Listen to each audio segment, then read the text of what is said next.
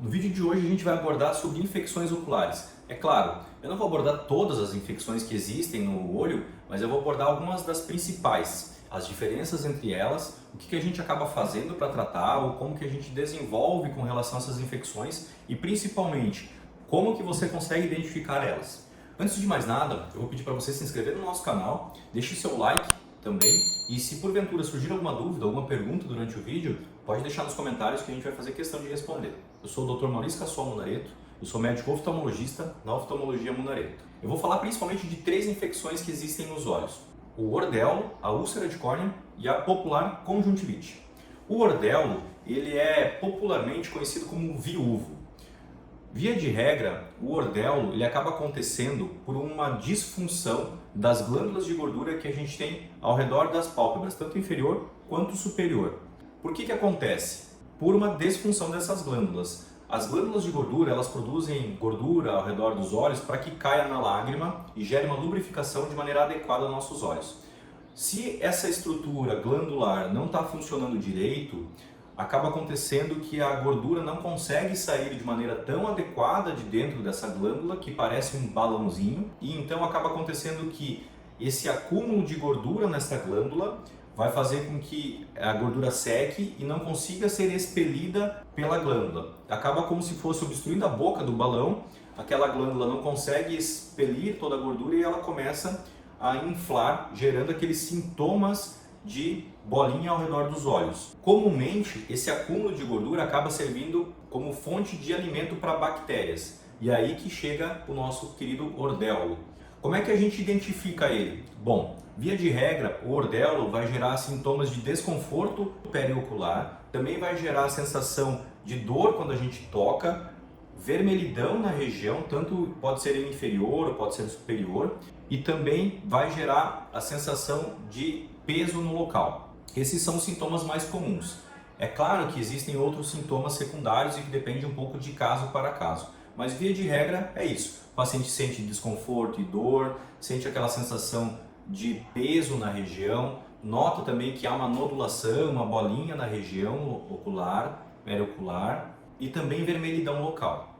O tratamento, via de regra, consiste em medicações de pomada com antibiótico e anti-inflamatório e compressas mornas. Alguns casos a gente pode até fazer a punção ou o lancetamento dessa afecção ocular dentro do consultório para que se tire essa gordura que está acumulada ali e melhore o tempo de cura dessa doença. Em casos não tratados, a doença pode até regredir de maneira espontânea, mas a gente não recomenda que não se procure ajuda, porque a chance de ficar uma bolinha residual e futuramente até poder precisar de cirurgia é muito maior, além do que, obviamente, o quadro pode se agravar e a gente tem que lançar a mão de medidas mais drásticas do que precisaria se tratasse desde o início. Outra doença que nos preocupa muito é a úlcera de córnea.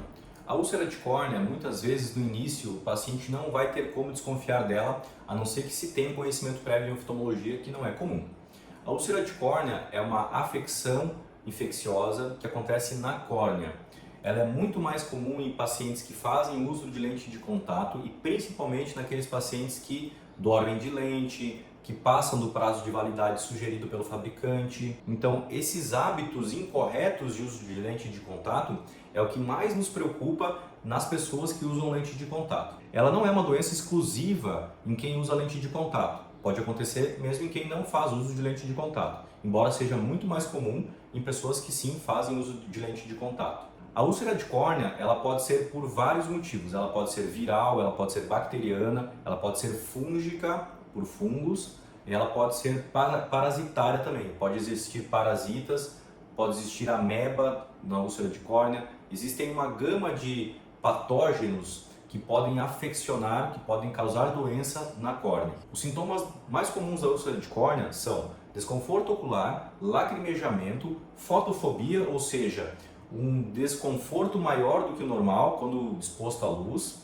e também pode acontecer borramento visual e vermelhidão ocular. Como é que a gente identifica a úlcera de córnea? Não tem jeito, a úlcera de córnea vai ter que ser diagnosticada pelo médico oftalmologista em lâmpada de fenda, ou seja, o microscópio oftalmológico que a gente tem no nosso consultório. Todo oftalmologista tem o seu, porque ele é o instrumento de trabalho principal do oftalmologista. A gente identifica a alteração na córnea, lança a mão de alguns colírios para que consiga identificar melhor aonde está o tamanho, a extensão dessa úlcera de córnea, e o tratamento é com antibiótico de maneira bem rigorosa, e muitas vezes a gente tem que fazer uso de medicação, inclusive durante a noite, pelo menos nos primeiros dias, para que a gente tente interromper a progressão dessa úlcera, porque se nada for feito, pode sim existir a chance de perda de visão parcial ou total, ou até precisar de um transplante de córnea, em alguns poucos casos até casos de cegueira irreversível. Então, se você sente desconforto ocular, sente essa sensação de corpo estranho no olho, de alteração na sensibilidade da luz, vermelhidão ocular, é super importante ir no médico oftalmologista imediatamente. E a última, mas não menos importante, afecção e infecção que eu quero falar é a conjuntivite. A conjuntivite, ela é a infecção ocular mais comum. Ela acaba acontecendo por vários motivos e não tem muito como a gente prever se ela vai ou não acontecer. A gente pega a conjuntivite principalmente de duas maneiras. Não é pelo ar. A gente pega por tocar nos olhos, por esfregar os olhos principalmente. As crianças até podem ter conjuntivite por comunicação que todos temos, mas nas crianças essa comunicação ela acaba sendo mais fácil das estruturas internas do nariz com os olhos. A gente tem o canal da lágrima que faz a drenagem para dentro do nariz. Só que, claro, existem várias válvulas que impedem que o fluxo venha do sentido contrário. Mas nas crianças, por estar em formação ainda, essas válvulas podem não funcionar muito bem e aí muitas vezes acaba ascendendo, acaba subindo bactérias, vírus, patógenos de maneira geral, da via aérea superior para o olho e aí fazer uma conjuntivite. Por isso que não é tão incomum ver crianças que têm quadro gripal logo em seguida fazer conjuntivite. Mas adulto, via de regra, acaba pegando conjuntivite por coçar os olhos, por esfregar os olhos. E a conjuntivite acaba acontecendo num dos lados, mas é muito comum que ela acabe passando para os dois lados também. Novamente, usuários de lente de contato acabam tendo uma frequência maior de conjuntivite, justamente por estar em contato mais frequente com os olhos, além de que a lente de contato, embora seja destinada para esse fim, ela não deixa de ser um corpo estranho em contato com o nosso olho e que pode sim trazer patógenos para a nossa superfície ocular. Por isso que é tão importante o uso adequado da lente de contato, fazer a limpeza de maneira adequada, não dormir de lente de contato e também fazer o descarte das lentes no período programado, sugerido pelo médico oftalmologista e também pelo fabricante da própria lente de contato.